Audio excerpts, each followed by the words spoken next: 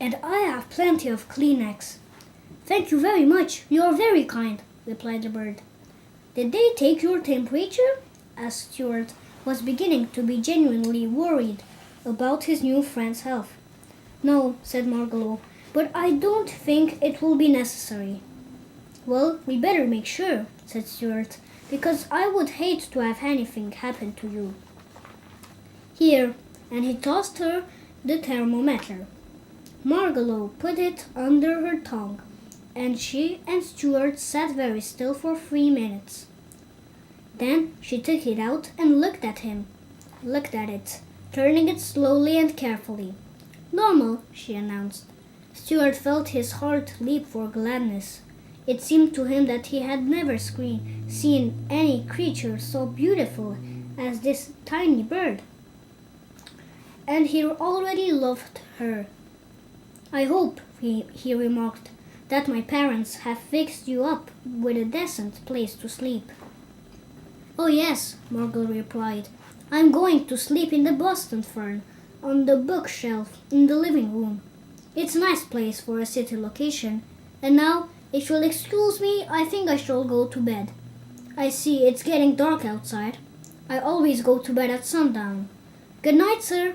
"Please don't call me sir," cried Stuart. "Call me Stuart." "Very well," said the bird. "Good night, Stuart."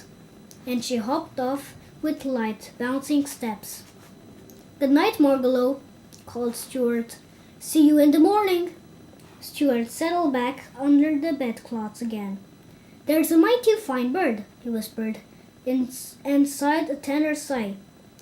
When Mrs. Little came in later to tuck Stuart in for the night and hear his prayers, Stuart asked her if she thought the bird would be quite safe sleeping down in the living room. "Quite safe, my dear," replied Mrs. Little. "What about that cat, Snowball?" asked Stuart sternly. "Snowball won't touch the bird," his mother said. "You go to sleep and forget all about it." Mrs. Little opened the window and turned out the light. Stuart closed his eyes and lay there in the dark. But he couldn't seem to go to sleep. He tossed and turned, and the bedclothes got all rumpled. He kept thinking about the bird downstairs, asleep in the fern.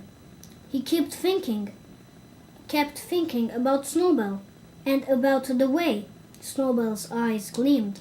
Finally, unable to stand it any longer, he switched on the light. "There's just something in me that doesn't trust the cat," he muttered. "I can't sleep, knowing that Morgalo is in danger." Pushing the covers back, Stuart climbed out of bed. He put on his wrapper and slippers, taking his bow and arrow and his flashlight. He tiptoed out into the hall. Everybody had gone to bed at the house, and the house was dark. Stuart found his way to the stairs and descended slowly and cautiously into the living room, making no noise. His throat hurt him, and he felt a little bit dizzy. "Sick as I am," he said to himself, "this has got to be done." Being carefully not to make a sound, he stole across to the lamp by the bookshelf, shined up the cord, and climbed out onto the shelf. There was a faint ray of light from the street lamp outside, and Stuart could dimly see Margalo asleep in the fern, her head tucked under her wing. "Sleep well upon thine eyes, peace in thy breast," he whispered, repeating a speech he had heard in the movies. Then he hid behind the candlestick and waited, listening and watching.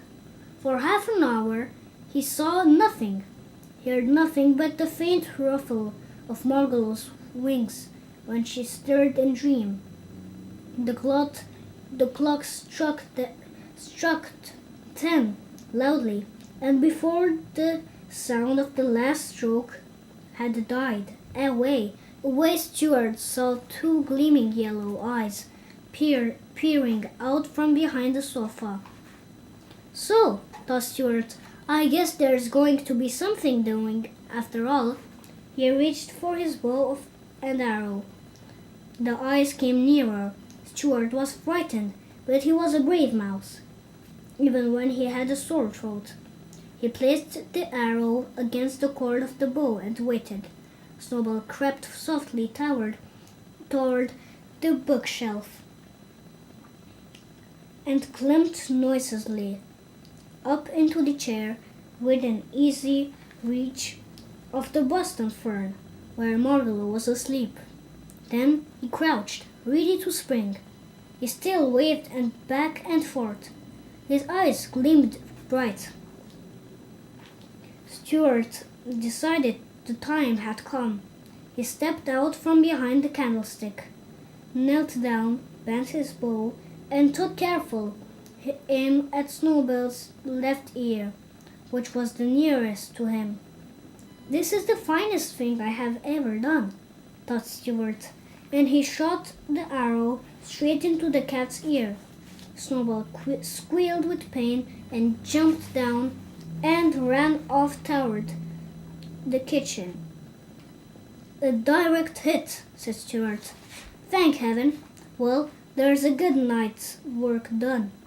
And he threw a kiss toward Margalo's sleeping form. It was a tired little mouse that crawled into bed a few minutes later, tired but ready for sleep at last. This was the end of the chapter 8. Chapter 9 is a narrow escape on the next video.